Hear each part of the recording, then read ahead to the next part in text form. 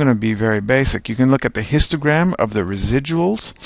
So these are the residuals associated with the dependent variable or earnings. We can also look at the normal probability plot, which is something that we want to see as a nice, almost perfectly linear effect across the two axes, and we'll look at that plot in a minute.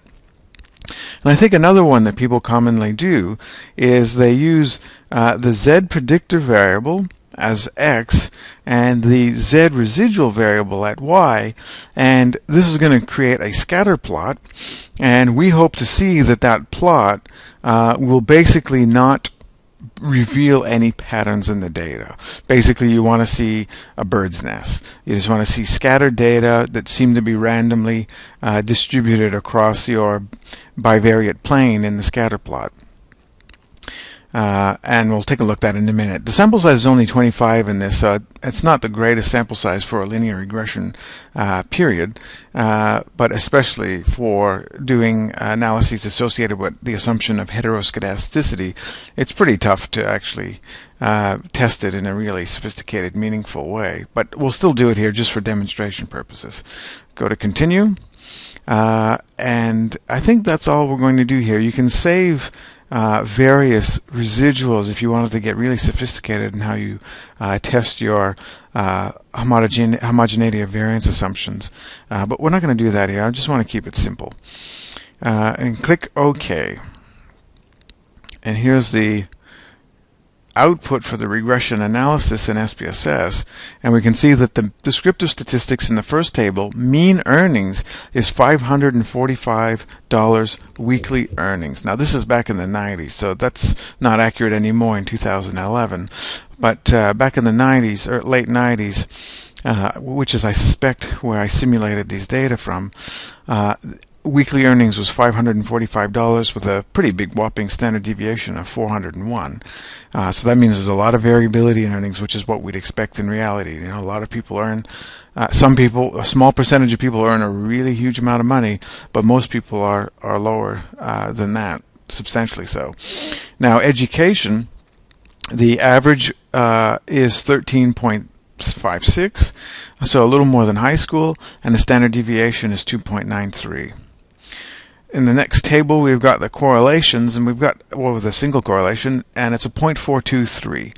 So there's a moderate correlation between how much education someone has and how much they earn on a weekly basis. But I suspect this correlation is not as big as most people hope it to be, particularly people who are entertaining the idea of going into university and learning more and having more years of education under their belt. Does it really increase your earnings that much?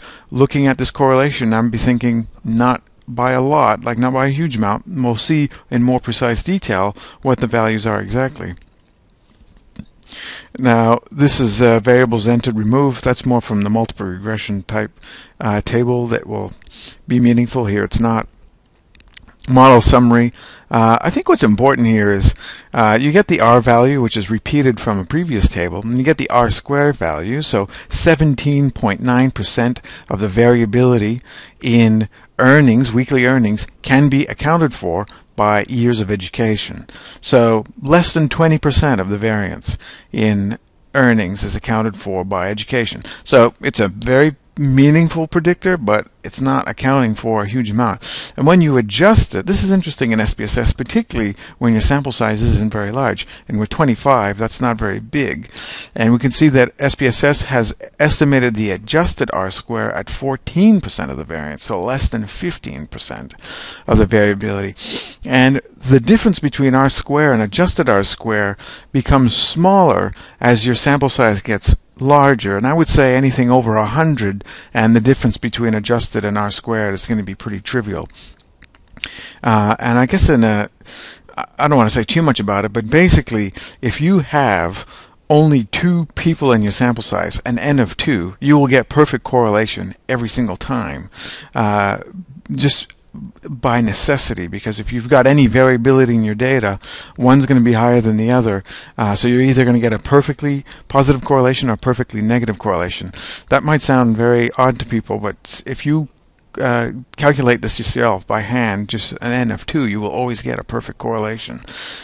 So this adjustment is based on this phenomenon that as you have very